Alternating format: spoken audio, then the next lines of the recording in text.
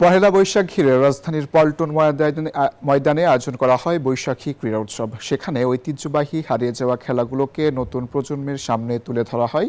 ভবিষ্যতে আরও বড় পরিসরে এমন উদ্যোগের আশ্বাস দেন যুব ও ক্রীড়া প্রতিমন্ত্রী আমিনুল হক। বাংলার ঐতিহ্য ও সংস্কৃতিকে ধারণ করে দীর্ঘ 2 দশক পর আবারও পল্টন ময়দানে আয়োজন করা হয় বৈশাখী ক্রীড়া উৎসব। সময়ের সাথে ও নগরায়নের যুগে হারিয়ে যাওয়া গ্রাম বাংলার নানান খেলার আয়োজন করা হয় মাঠে। যুক্তরাষ্ট্রের 1 নম্বর জিম চেইন গোল্ড জিম এখন আবারও বাংলাদেশে বসুন্ধরা আবাসিক এলাকা ও বসুন্ধরা সিটি শপিং মলে।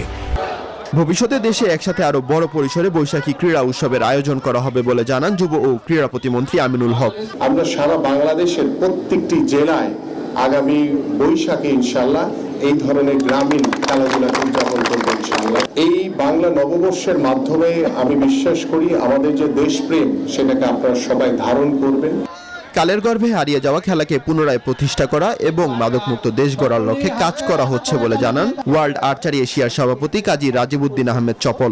আবহমান বাংলার হারিয়ে যাওয়া যে কয়টি খেলাধুলা আছে, ডিসিপ্লিন আছে, আমরা সবগুলোকে পুনর্জাগরিত করবো। আমরা এখান থেকে মাদকমুক্ত ক্রীড়াঙ্গন করে দেন। আর্চাররা যাতে কোনো কিছু থেকে বঞ্চিত না হয়, যাতে একটা সমান্তরাল সিস্টেমের মধ্যে থাকে অন্যান্য ডিসিপ্লিনের সাথে। হারিয়ে যাওয়া খেলাগুলোকে পুনরুদ্ধারে নানান পরিকল্পনার কথা জানান খেলোয়াড়রা। সরকারের কাছে সহযোগিতাও চান তারা। ক্রীড়া মন্ত্রণালয় থেকে যদি আমাদেরকে শিক্ষার জন্য বিভিন্ন স্কুল কলেজের টিচার হিসাবে বা প্রশিক্ষক হিসাবে আমরা কাজ করতে পারি। আমাদের টিমটা আরো উন্নতি করার দরকার, তাতে পোশাকের দরকার। হাত খোলা বাসে ওই অমুক জায়গায় তমুক জায়গায় এগুলো দেখে আর আমার বলে তোমরা কি খেলা শিখিয়েছো। সব ইভেন্টের খেলাকে প্রাধান্য দিয়ে কাজ করছে বর্তমান সরকার। আগামী 2 মে উদ্বোধন করা হবে নতুন করে স্পোর্টস।